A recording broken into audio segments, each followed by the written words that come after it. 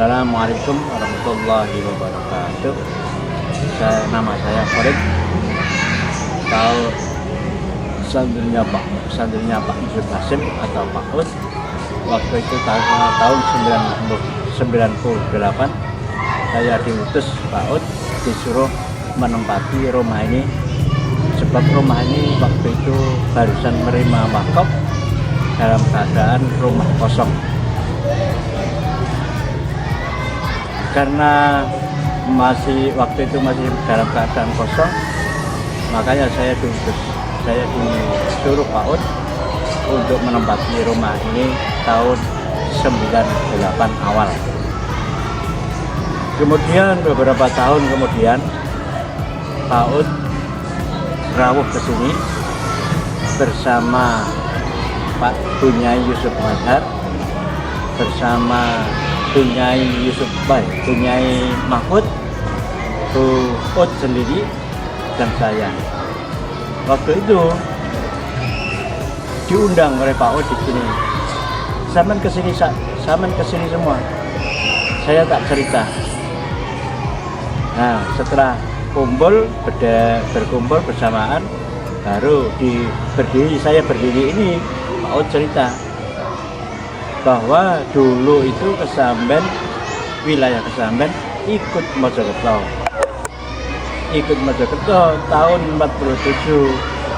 tahun 1947 penyerahan wilayah dari Mojokerto ke Jombang yang menerima Pak Yusuf Hasim sendiri atau Pak Ud. Waktu itu posisi Pak Ud menjadi komandan Hizbullah. Setelah itu rumah ini menjadi markas Hizbullah, tapi tidak lama, katanya Pak Ud sendiri. Setelah itu rumah yang timur itu menjadi kantor Koramil pertama. Ya, menjadi kantor Koramil pertama. Sebab waktu itu kantor Koramil juga belum ada tanah, belum ada kantor, sebab masih baru pemindahan wilayah dari Mojokerto dan Jombang. Setelah itu rumah ini ditempati oleh tangan kanannya Belanda yang namanya Pak Badrun Miti Harjo.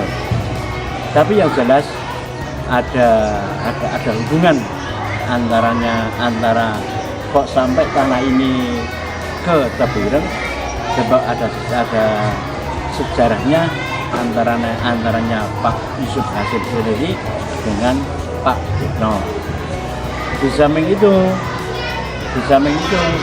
Pak Tikno, katanya Pak Ud sendiri cerita kalau Pak Tikno itu ada pertemanan khusus sesama komunitas Jombang, berteman dengan Pak Wakil Jasin di Jakarta. Ya nggak tahu ceritanya, yang jelas kok jatuh ke Tebuireng. Yang jatuh ke Tebuireng itu sejarah di antara cuplikan daripada tanah ini bisa ke Tebuireng.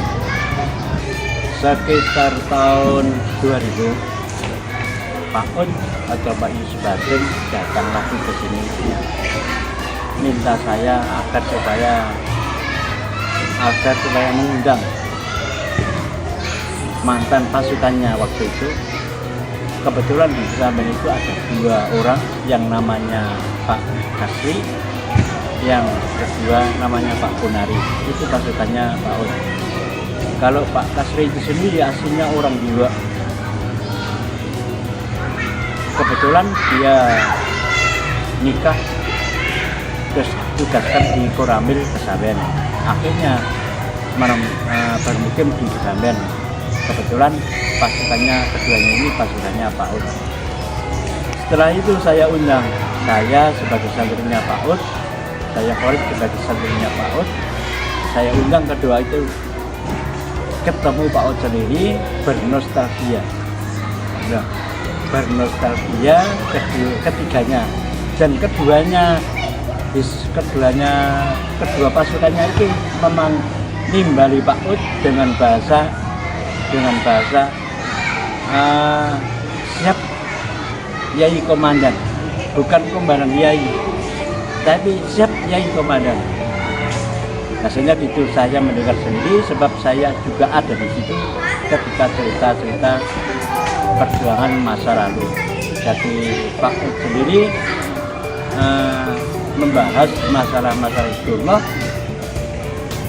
pertemuan masalah Hizbullah, dan kelanjutan masalah Hizbullah, agar supaya Hizbullah itu tetap eksis, tetap dikenal perjuangan-perjuangannya. Seandainya Pak Ud sendiri menjadi pahlawan nasional, diajukan menjadi pahlawan nasional, itu sudah sewajarnya. Kalau saya mendengar cerita dari Pak Ud sendiri terhadap kedua mantan pasukannya. Rumah ini dulu markas Belanda, wilayah Mojokerto di pinggiran Jombang. Karena sudah penyerahan wilayah dari Jombang, dari Mojokerto ke Jombang, akhirnya wilayah ini diserahkan sekalian ke wilayah Jombang sebelum 47. Setelah itu menjadi markas Hizbullah sekitar 2 atau 3 tahun. Semua tidak hanya rumah, semua isi dan karangan diserahkan ke Jombang, wilayah Jombang. Setelah menjadi markas Hizbullah, dengan berdasarkan cerita Pak Ud dan ceritanya para pasukannya yang 2 tadi, yang saya sebutkan, yang saya tinggali tadi, memang selayaknya Pak Ud ini diusulkan menjadi pahlawan nasional. Begitu Pak. Ya, menjadi pahlawan nasional. Sebab saya mendengar perjuangannya dan para pasukannya sebegitu hebat agar supaya pertahankan wilayah ini menjadi wilayah dari Mojokerto ke Jombang, agar supaya dibenahi, dipertahankan secara baik oleh orang Jombang sendiri. Begitu kira-kira cerita saya, masa saya sebagai santrinya, Pak Santri Kebireng, mendengar cerita dari Pak Ud sendiri, tidak dari orang lain. Begitulah cerita para yai sepuh dulu, perjuangannya yang perlu kita tiru, perjuangannya yang kita idai, perjuangannya yang perlu kita cermati, dan sebagainya. Sekian, wassalamualaikum warahmatullahi wabarakatuh.